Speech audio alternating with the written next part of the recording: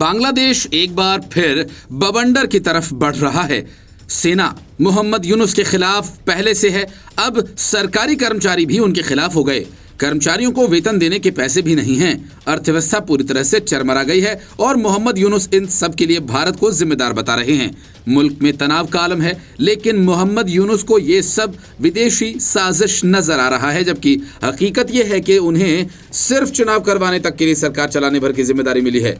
चुनाव छोड़कर बाकी हर तरह के हथकंडे वो अपनाने में लगे हैं। वे बांग्लादेश के संविधान, देश की नीति और उनके जन्म के इतिहास को डिजाइन करने में लगे हुए हैं। अब हालात ये है कि सरकारी मुलाजिम से लेकर फौज तक सड़कों पर है। यूनुस साहब हैं कि दुनिया की सबसे पुरानी स्क्रिप्ट पर अड़े हुए हैं। सब भारत की साजिश है। मोहम्मद यूनुस से अपनी कुर्सी नहीं छूट रही और न ही संभल रही है।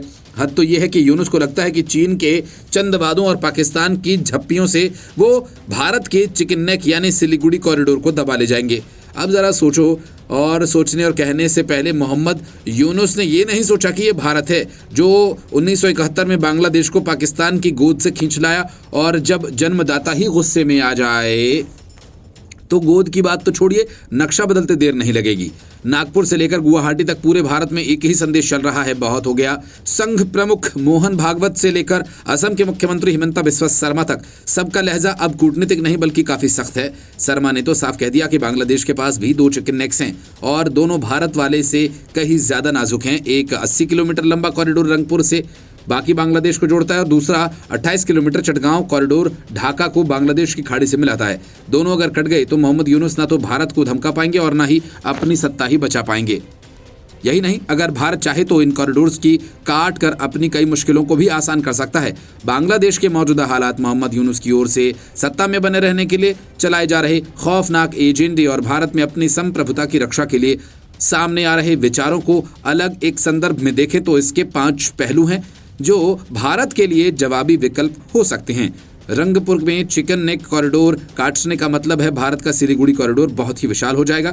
मतलब जो अभी लगभग 22 किलोमीटर की चौड़ी पट्टी है जिस पर यूनुस और भारत के दुश्मनों की नज़र लगी हुई है, वह अप्रत्याशित रूप से चौड़ी हो सकती है। मतलब पूर्वोत्तर की बहुत बड़ी समस्या ही एक झटके में खत्म हो सकती है। और अगर हम त्रिपुरा के कुछ किलोमीटर तक नीचे चले जाएं तो चटगांव कॉरिडोर है, इसके कटते ही पूर्वोत्तर को जोड़ने वाला समुद्र भारत का हो सकता है और ये सामरिक और आर्थिक रूप से बहुत ही फायदेमंद भी होगा।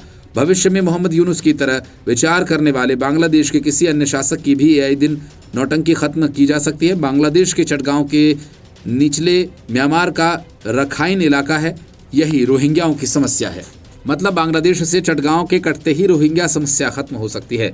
भारत इस इलाके को रोहिंग्या मुसलमानों को सौंप सकता है और भारत में जो रोहिंग्या घुसपैठिया आए हैं और राष्ट्रीय सुरक्षा के लिए खतरा पैदा कर रहे हैं, उन्हें यहाँ पर स्थायी रूप से भेजा जा सकता है। ये उनका मूल इलाका है जहाँ जाकर बसना उनके लिए आसान हो सकता है।